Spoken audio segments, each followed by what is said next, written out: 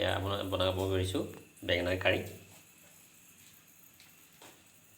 ইয়াৰ কাৰণে লৈছোঁ বেঙেনা, পিঁয়াজ, জলকীয়া, বিলাহী, এলাচি, ডালচেনি, লং, শুকান জলকীয়া 2 পিচ, তেজপাত, আদা নহৰু পেষ্ট, জলকীয়া, ধনিয়া পাত।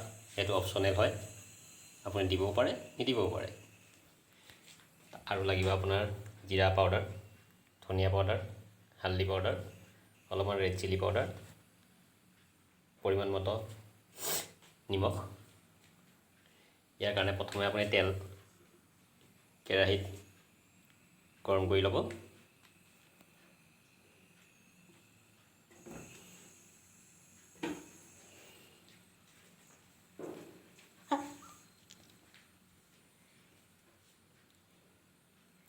পৰিমাণ মতো তেল দিব। তেলটো অলপ ভালকৈ গৰমাই ল'ব।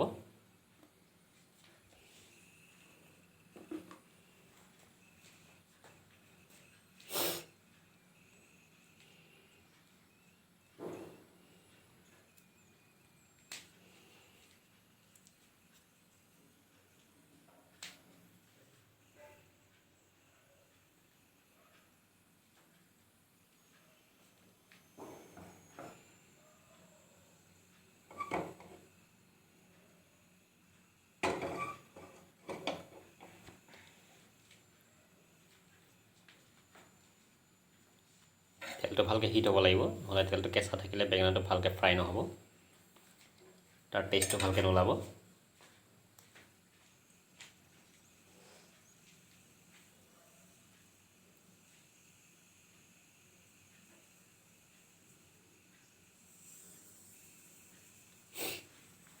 তেলটো গৰম হোৱাৰ পিছত আপুনি বেঙেনাটো দি দিব।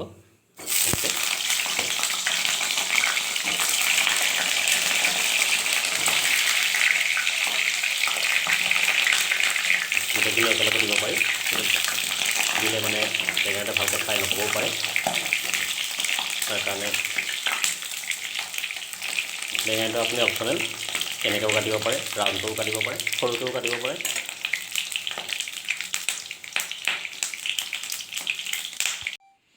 এই বেঙেনাখিনি ফ্ৰাই কৰি লৈছোঁ।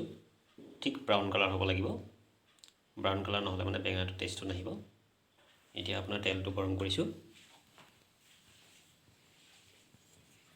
কেৰাহীত তেল পৰিমাণ মতে দিব, যাতে কাৰণ বেঙেনাত ফ্ৰাই কৰোঁতে তেল সোমাই আছে, বেঙেনাটো তেল ফ্ৰাই হৈ আছে, বেছি তেলৰ প্ৰয়োজন নহয় ইমান। ফাৰ্ষ্ট টাইম আপুনি 2 পিচ শুকান জলকীয়া দিব তেলত,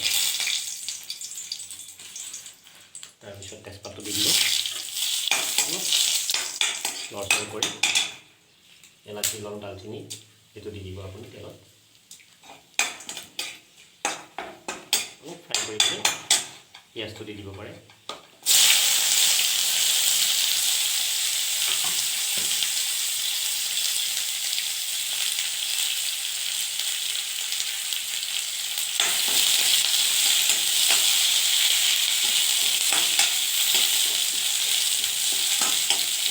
পিঁয়াজটো অলপ ব্ৰাউনিছ কালাৰ হ'ব লাগিব। জলকীয়া দুপিচ আমি পিঁয়াজৰ লগত ফ্ৰাই কৰি দিব পাৰে, তেতিয়া তেলত মানে জলকীয়া টেষ্টটো আহি যাব।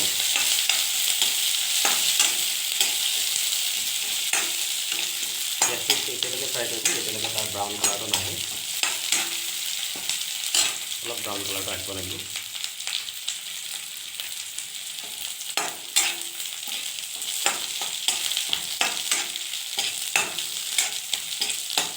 মোটামুটি ব্ৰাউন কালাৰ আহি গৈছে। মই পিঁয়াজটো বেছি মিহিকৈ কাটা নাই, এইটো পিঁয়াজটো মই আদা নহৰু যেতিয়া পেষ্ট কৰিছোঁ তাৰ লগতো মই পিঁয়াজটো গ্ৰেভি কৰি দিছোঁ। ইয়াতো অনিয়নটো মই গ্ৰেভি কৰি দিছোঁ, যাৰ কাৰণে মই পিঁয়াজটো অলপ ইয়াত ডাঙৰকৈ কাটিছোঁ। এতিয়া আপুনি বিলাহীটো দিব পাৰে তেলত।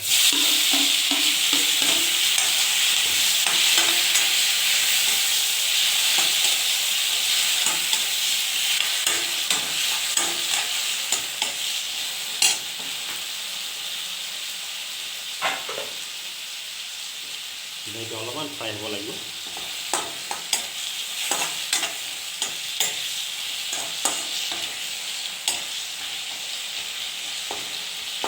বিলাহীটো ফ্ৰাই হোৱাৰ পিছত অলপমান ফ্ৰাই কৰি লোৱাৰ পিছতে আদা নহৰু পেষ্টটো দিব লাগিব।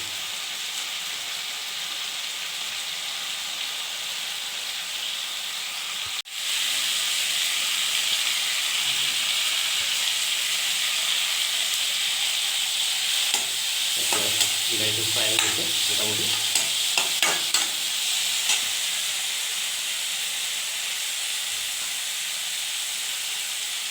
আদা নহৰু পেষ্টটো দি দিম।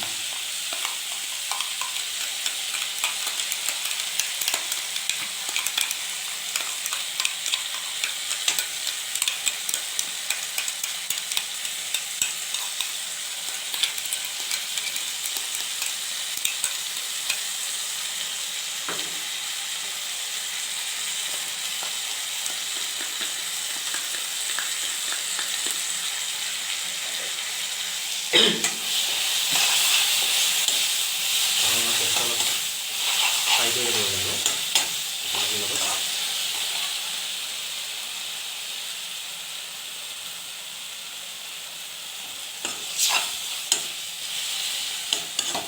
ভালকৈ ফ্ৰাই নহ'লে মানে নহৰুৰ চেণ্টটো আহি যাব কাৰীত।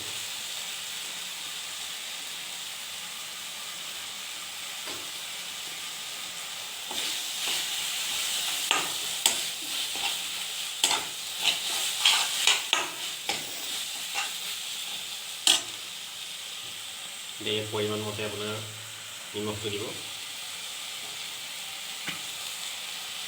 খুব কম পৰিমাণে দিছোঁ যাতে বেছি নহওক নিমখটো।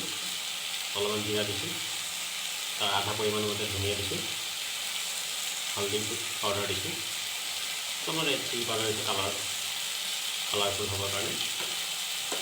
বাকী ইমান বেছি মছলা দৰকাৰ নপৰে।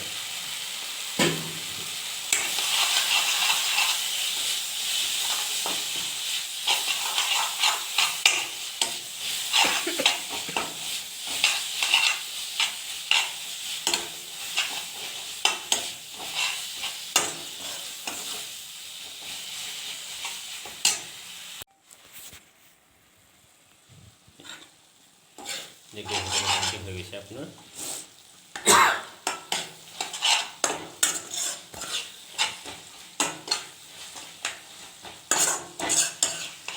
দিয়া পিচ পিচকৈ বেঙেনাটো আপোনাৰ দি দিব ধুনীয়াকৈ।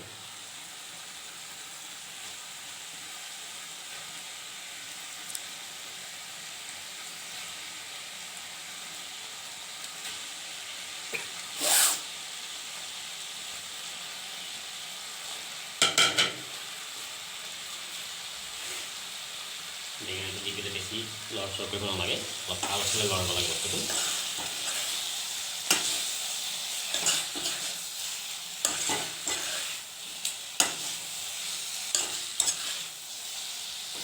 নহ'লে বেঙেনাটো ফ্ৰাই কৰা থাকেতো ভাঙি যায় তাৰমানে।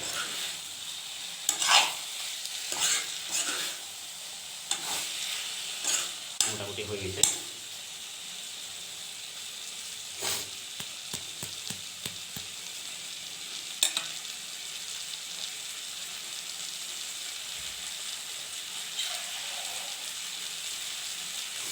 গতিকে অকণমান পানী আপোনাৰ দিব যাতে পানীটো বেঙেনাই শুহি লয়, হৈ যাব।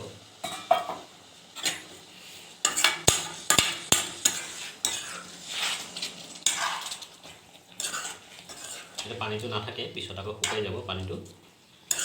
পানীটো দিয়া হয় সেইটো কাৰণে যাতে মছলাখিনিৰ লগত বেঙেনাটো মিলি যায়, বেঙেনাত মছলাৰ টেষ্টটো আহিব লাগিব।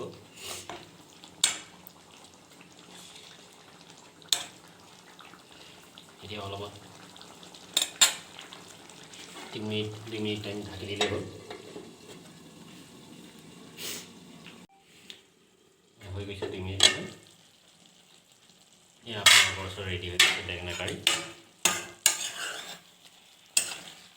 ঠিক গ্ৰেভিটো আপুনি যদি বেছি জোল খাব বিচাৰে আপোনাৰ পচন্দ মতে ৰাখিব জোলটো। মই জোল পচন্দ নকৰোঁ, যাৰ কাৰণে মই এনেকুৱাই ৰাখিছোঁ। এতিয়া ধন্যবাদটো আপোনালোকৰ অপশ্যনে, ইচ্ছা কৰিলে দিব পাৰে, ইচ্ছা নকৰিলে দিব নপৰে, আপোনাৰ ওপৰত এনেকৈ ছটিয়াই দিব।